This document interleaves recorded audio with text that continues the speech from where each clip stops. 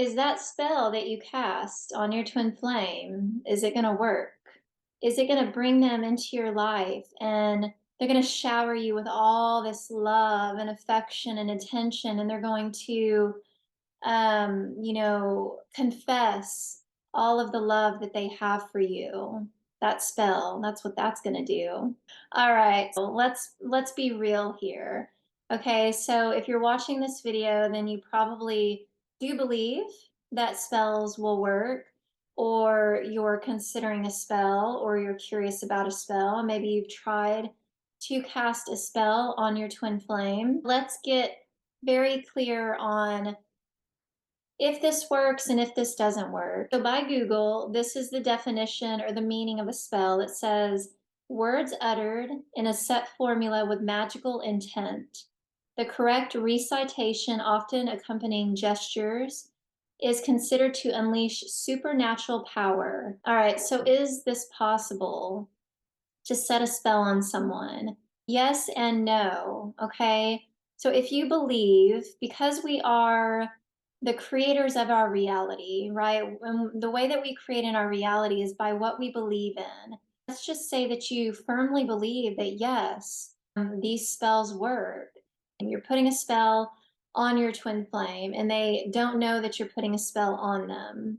In truth, spells don't actually work because everyone is creating in their reality, and that's pretty much the answer right there. Is, this person's creating in their reality, I'm creating in my reality, you're creating in your reality. To put a spell on someone, it means that you get to create in their reality, and it's almost like too believing that you can control or manipulate someone, but we can't actually do that, and that's actually very illogical. You can't really, even with your twin flame, you can't control or manipulate them to get them to do the things that you want them to do, because they're only going to continue to mirror energetically the things that are out of alignment with your union, regardless of spell or no spell. This idea of spells is coming from a belief that you can, you know, create something externally to get a perceived result. Let's say you're on the receiving end of a spell. Let's say you somehow know that someone has put a spell on you. Well, then the only way that that spell can actually affect you is if you believe that it can.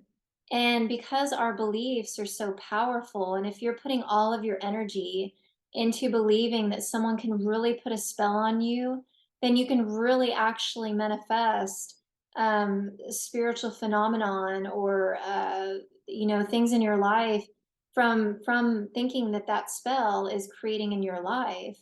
And so this really comes down to individual, beliefs and what you believe in, because what you believe in is what you're going to manifest. And so, bringing this back to twin flames, if you are watching this video and you're considering putting a spell on your twin flame, well, you want to look at the reason for that. Why? And really, the only reason why we will try to put a spell on someone is because we're wanting to control them. Well, why do you want to control your twin flame? Is it to get something from them? Okay, so there's a spell on them and they give you the thing that you want. If that was the case, well, then what? Don't you want their love to be reciprocated naturally and organically? Doesn't that feel more divine? And doesn't that feel beautiful, just to have your twin flame approach you from a place of peace and love simply because they love you and they feel magnetized to you and they are willingly wanting to reciprocate that love? I would imagine, yes, that you would love to have your twin flame reciprocate that love and that validation and that connection that you share with them. And so a spell isn't the way that you need to go about it. All that you need to do is look at what your twin flame is doing and what doesn't feel good, and know that they're your divine mirror. And all you need to do is look within your heart and see what they're reflecting back to you. See what, like, if they're rejecting you, if they're not acknowledging your connection, well, where are you rejecting yourself? Where are you not connecting with yourself?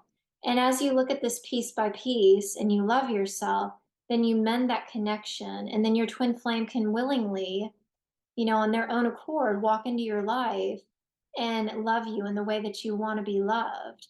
And that is unconditional love, that is non-attached, and that is the truth of what twin flames are, is they thrive on unconditional divine love. Thank you for watching. I hope this cleared up any confusion with spells, and we will see you in the next video.